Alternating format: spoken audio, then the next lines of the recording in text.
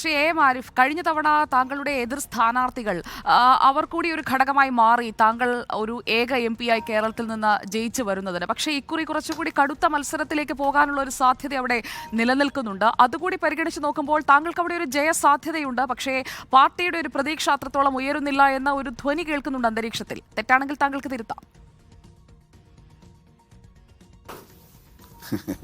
ഞാൻ മത്സരിക്കാൻ 2019 മത്സരിക്കാൻ എന്നെ പാർട്ടി തീരുമാനിക്കുമ്പോൾ ഒരേ ഒരു സ്ഥാനാർത്ഥിയെ അപ്പുറത്ത് ഞങ്ങൾ കണ്ടിരുന്നുള്ളൂ. അത് ശ്രീ KC വേണുഗോപാലാണ്.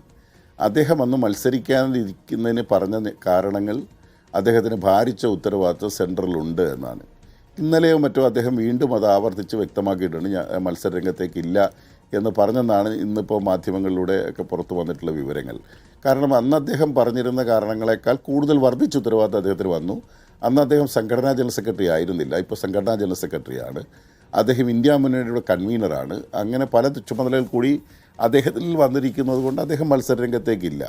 പിന്നെ നമ്മളിപ്പോൾ KC വേണുഗോപാൽ മത്സരിച്ചാൽ KC വേണുഗോപാലിനോട് രണ്ടാമത് 80,000 പരം വോട്ടിന് ജയിച്ച KC വേണു രണ്ടാമത് മത്സരിച്ചപ്പോൾ വെറും 19,000 ചുരുങ്ങിയില്ലേ? അപ്പോൾ സ്വാഭാവികമായും ആ മത്സരത്തിൽ LDFന് മുന്നേറാൻ പറ്റുമെന്ന് തെളിയിച്ചതല്ലേ. അപ്പോൾ പിന്നെ അതുകൊണ്ടൊന്നും കാര്യമില്ല. പിന്നെ ഈ ധ്വനി എവിടുന്ന് വന്നെന്ന് എനിക്കറിയാൻ പാടില്ല. ഒരു മാധ്യമം മാത്രമാണ് അങ്ങനെ ഒരു ധ്വനിയും കൊണ്ട് ഇറങ്ങിയിരിക്കുന്നതെന്നാണ് ഞാൻ മനസ്സിലാക്കുന്നത്. അവർക്ക് ആ മാധ്യമത്തിൻ്റെ അവിടുത്തെ ലേഖികയ്ക്ക് ചില ഇന്നർ ഇഷ്യൂസൊക്കെ അവർ ഇങ്ങനെ ചുമ്മാ വെറുതെ പുകമറ സൃഷ്ടിക്കാൻ വേണ്ടിയുള്ള ശ്രമം നടത്തുന്നു എന്നതിനപ്പുറമായി അങ്ങനെ ഒരു ചർച്ച വന്നതായിട്ട് പോലും എനിക്കറിയാൻ തെരഞ്ഞെടുപ്പ് അടുക്കുമ്പോൾ CPM-നകത്ത് ചില താങ്കൾ മണ്ഡലത്തിൽ സജീവമായി കഴിഞ്ഞു, അല്ലെങ്കിൽ താങ്കൾ തന്നെയാണ്, അതായത് 19 സീറ്റുകൾ LDFനെ കൈവിട്ട തെരഞ്ഞെടുപ്പിലും തല ഉയർത്തിപ്പിടിക്കാൻ ഘടകമായ എ എം ആരിഫ് തന്നെ മത്സരിക്കണമെന്ന് ആവശ്യപ്പെടുന്നവർ മണ്ഡലത്തിലേറെയുണ്ട്. താങ്കൾ സജീവമായി കഴിഞ്ഞുവെന്നാണ് കേട്ടത്. ഇനി കുറച്ച് ദിവസങ്ങൾ മാത്രമേ ഉള്ളൂ, ഡോക്ടർ അരുൺ സൂചിപ്പിച്ചതുപോലെ. അങ്ങനെ എനിക്കൊരു നിർദ്ദേശം സജീവമാകാൻ വേണ്ടി തന്നിട്ടില്ല. പാർട്ടി നേതൃത്വം നൽകിയാൽ സജീവമാകും. പിന്നെ ഞാനൊരു തെരഞ്ഞെടുപ്പിൽ വിജയിച്ചു കഴിഞ്ഞാൽ എൻ്റെ ഒരു രീതി, കഴിഞ്ഞ 3 അസംബ്ലി തെരഞ്ഞെടുപ്പിലും ഞാൻ വിജയിച്ചു കഴിഞ്ഞാൽ അടുത്ത തെരഞ്ഞെടുപ്പ് വരെ പിന്നെ ഒരു ജനപ്രതിനിധി ഏതാണ്ട് 100% ഫീൽഡിൽ എപ്പോഴും ഉണ്ടാവുക. അത് ഏത് സമയത്ത്, പാതിരാത്രി ആട്ടെ രാവിലെ ആട്ടെ എഴുന്നില്ലാതെ എപ്പോഴും ലൈവാണ് ഞാൻ. പിന്നെന്തിനാണ് ഈ ഇലക്ഷൻ വർക്ക് എന്ന് പറയുന്ന ഒരു സംഗതി, പ്രത്യേകിച്ച് ഒരു അഡീഷണൽ വർക്ക്? അത് ഇലക്ഷൻ വർക്ക്, ഇലക്ഷൻ്റെ കമ്മിറ്റികളൊക്കെ വന്നതിന് ശേഷം അവർ രൂപപ്പെടുത്തുന്ന ഒരു പിന്നെ ചെറിയ ചാർട്ടേഡ് വർക്കുകളുണ്ട്. ആ വർക്കിൻ്റെ അനുസരിച്ച് നമ്മൾ പോകുക എന്നുള്ളതാണ് സാധാരണഗതിയിൽ ജനപ്രതിനിധി. ഞാനെന്നല്ല, എല്ലാ ജനപ്രതിനിധികളും അങ്ങനെ തന്നെയാണ്. ഞാൻ പരമാവധി എപ്പോഴും 100% ജനങ്ങളോടൊപ്പം ലൈവായിട്ടുള്ള ഒരാളാണ്. അതിൽ ഇപ്പോൾ എല്ലാ പ്രശ്നങ്ങളും ഇടപെട്ടുകൊണ്ടിരിക്കുകയാണ്. ഇപ്പോഴും ഞാൻ ആ രൂപത്തിൽ തന്നെ ഒരു മാറ്റവും വരുത്തിയിട്ടില്ല. വളരെ കുറച്ച് സമയം മാത്രമാണ് നമുക്ക് വിശ്രമിക്കാനോ ഉറങ്ങാനോ കിട്ടുന്നത്. ശ്രീ എം ആരിഫ്, ഒരു കാര്യം ഞാൻ ചോദിച്ചോട്ടെ. ഇപ്പോൾ കഴിഞ്ഞ പ്രാവശ്യം 2019 ലോക്സഭാ തെരഞ്ഞെടുപ്പിൽ UDFന് അനുകൂലമായി എന്ന് നമ്മൾ വിലയിരുത്തുന്ന, താങ്കളുടെ പാർട്ടി അടക്കം വിലയിരുത്തുന്ന 2 കാര്യങ്ങൾ: ഒന്ന്, രാഹുൽ ഗാന്ധി വയനാട്ടിൽ മത്സരിച്ചു, അതുകൊണ്ട് കിട്ടിയ ഒരു അഡ്വാൻറ്റേജ്; 2, ശബരിമല. ആ 2 കാര്യങ്ങളാണ് UDFന് അനുകൂലമായി കേരളത്തിൽ മാറിയെന്ന് പറയുന്നു. അപ്പോൾ അതിശക്തമായ ആ 2 കാര്യങ്ങൾ UDFനെ സപ്പോർട്ട് ചെയ്തുകൊണ്ടിരിക്കുന്ന ഘട്ടത്തിലാണ് അത്ഭുതകരമായ വിജയം ആലപ്പുഴയിൽ ആരിഫ് നേടുന്നത്. ഇപ്പോൾ നോക്കൂ, 2024 വരുമ്പോൾ മറ്റൊരു ശക്തമായ എതിർവികാരം LDF കേരളത്തിൽ നേരിടുന്നുണ്ട് വിവിധ സാഹചര്യങ്ങളാൽ. എന്താണ്? അത് ആൻറ്റി ഇൻകംബൻസിയാണ്. സർക്കാർ വിരുദ്ധ തരംഗം ശക്തമാണ്.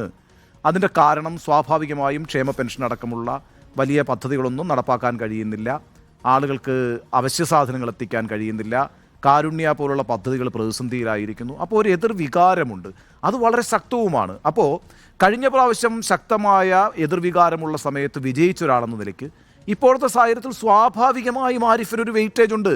മറ്റൊരു സ്ഥാനാർത്ഥിയെക്കുറിച്ച് യഥാർത്ഥത്തിൽ ആലപ്പുഴയിൽ ആലോചിക്കേണ്ട ഒരു സാഹചര്യമില്ല. യു ആർ എ ഫൈറ്റർ, നിങ്ങൾ ഫൈറ്റ് ചെയ്ത് വിജയിച്ചിട്ടുള്ള ആളാണ്. അതാണ് ഞാൻ ആവർത്തിച്ച് പറയുന്നത്. പിന്നെ എന്തിനാണ് പാർട്ടിക്ക് ഒരു കൺഫ്യൂഷൻ?